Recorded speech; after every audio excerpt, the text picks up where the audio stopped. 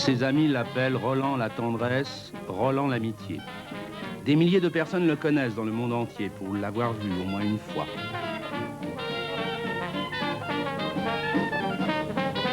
Cet homme s'appelle Roland Le Saffre, acteur de cinéma et l'un des interprètes favoris du metteur en scène Marcel Carné.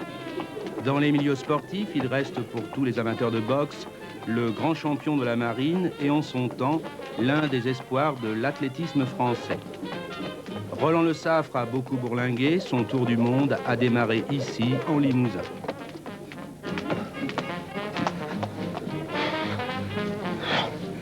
Roland Le Saffre, toujours à forme?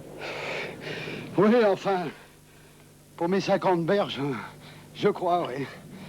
Avant, dans ma jeunesse, surtout à Limoges, je frappais sur ma misère. Et maintenant, toujours, dans le Limousin, eh ben, je frappe sur mon bonheur. C'est une très belle formule. Ça vous rappelle des tas de souvenirs, tout ça? Ah oui.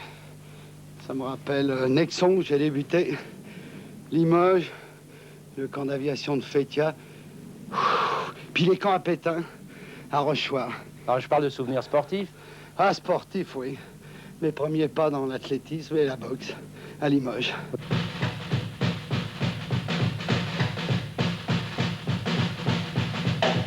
Mon premier souvenir du sport se passait à Rochechouart. J'étais dans les camps à Pétain et quand un compagnon de France, comme on disait à l'époque, faisait une faute, il était puni. Soit il passait au seau d'eau, soit c'était un round de boxe contre un des chefs moniteurs. Et j'ai eu droit à la leçon de boxe. Et j'en avais pris plein la tronche. Alors, mais j'ai été sonné. Et je me dis, mais c'est pas possible. Il faut que je prenne ma revanche là-dessus. Des grandes boxes, mais c'est la boxe, c'est quelque chose. Et j'ai été... et un côté excitant pour un garçon qui est un peu un chien enragé, un jeune loup. C'était votre cas, mais le Oui. fait d'en prendre plein la tronche, comme vous dites, ça vous a donné le goût de la boxe? Non, ça m'a pas donné le goût de la boxe, ça m'a donné le goût de... presque de vengeance. De dire, eh bien, moi aussi, je saurais me défendre.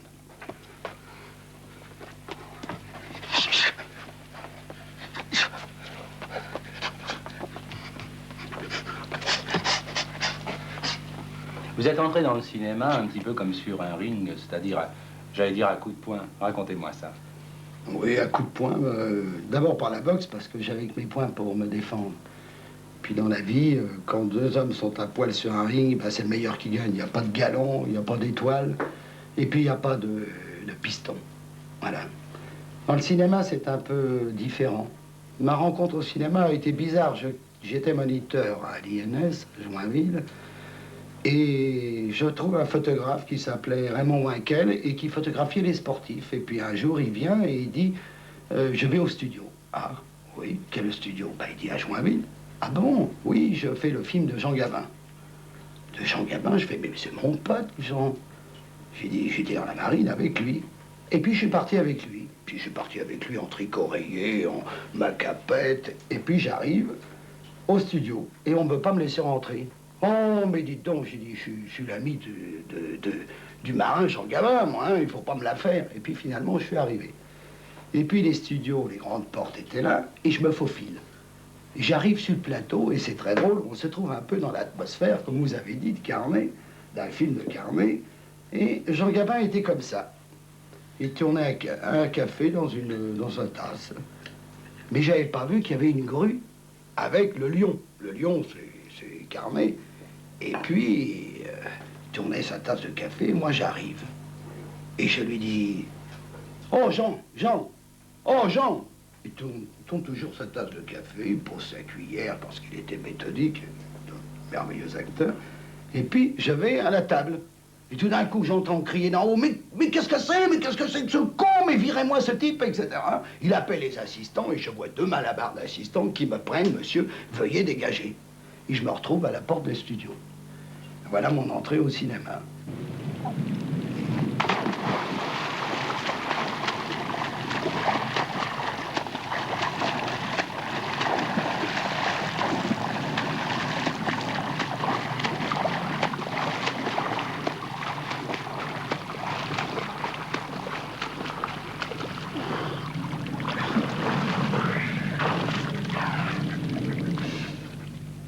on avait gagné le match de football et on va chez le Châtelard. Le Châtelard, c'était le bistrot que tenait Gabin dans la Marie du Port. Et je disais, il dit alors les gars, j'ai dit, on a gagné ce soir. Le titre célèbre de film sur la boxe. Et je croyais pas que quelques années plus tard, en vedette, je ferais un film avec Jean Gabin qui s'appellerait L'Air de Paris.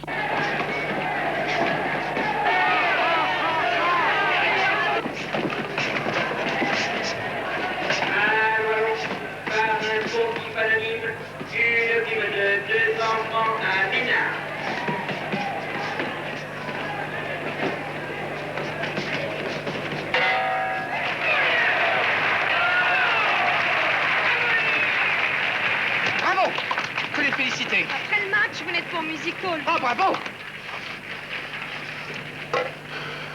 Oh, la brute. M'a piqué au foie. Bravo, mon, continue, je te retrouve. Mais le lâche pas, il est à ta main. Suis-le, suis-le, suis-le. Va dessus tout le temps, va dessus. Faut que je gagne. Faut que je gagne. Après la boxe, vous avez fait de l'athlétisme. D'ailleurs, vous étiez un bel athlète, on le voit sur beaucoup de photos. Oui. Comment ça vous est venu, l'athlétisme? Ben, l'athlétisme, ça m'est venu un peu parce que, à Limoges, à Nexon, j'ai commencé à faire des petits crosses, des fêtes de municipalité. Et puis, quand je suis parti, après le maquis, j'ai rejoint la marine. Et la marine, c'était bien joli, mais c'était très dur. Et j'ai vu que j'avais le filon en me distinguant en course à pied. Et c'est comme ça que j'ai pu être recordman, mais avec des années en arrière, recordman du 400 mètres plat. Mais j'étais champion de la marine du 100, 200 et 400. Et je suis dans le livre d'or de l'athlétisme avec 48-9 à l'époque, avec Chevetta, Kérébel, Santona, Ansen, etc.